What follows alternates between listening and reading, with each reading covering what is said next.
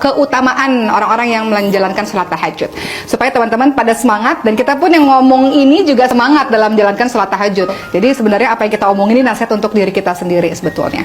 Nah, Masya Allah ya, apakah keutamaan-keutamaan tahajud? Yang pertama, ternyata sholat tahajud adalah sifat orang bertakwa dan calon penghuni syurga. Jadi kalau ingin dikategorikan sebagai orang bertakwa, maka dia tidak meninggalkan sholat tahajud. Allah Subhanahu wa taala berfirman yang artinya, sesungguhnya orang-orang yang bertakwa itu berada dalam taman-taman syurga dan mata air, sambil menerima segala pemberian Rabb mereka. Sesungguhnya mereka sebelum itu di dunia adalah orang-orang yang berbuat kebaikan. Di dunia mereka sedikit sekali tidur di waktu malam dan selalu memohon ampun di waktu pagi sebelum fajar. Dalam surah Az-Zariyat ayat 15 sampai 18.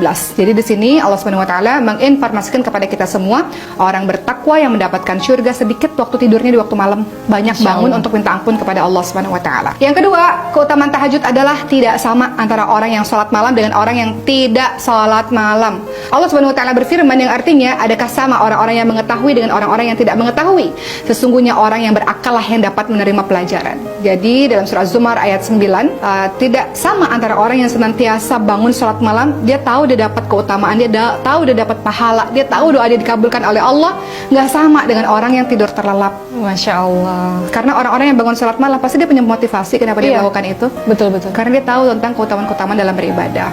Ketiga, keutamaan dari sholat tahajud adalah sebaik-baik sunnah. Seperti yang kita ketahui bahwa sebaik-baik puasa adalah puasa di bulan suci Ramadan. Kemudian sebaik-baik sholat setelah sholat wajib adalah sholat malam.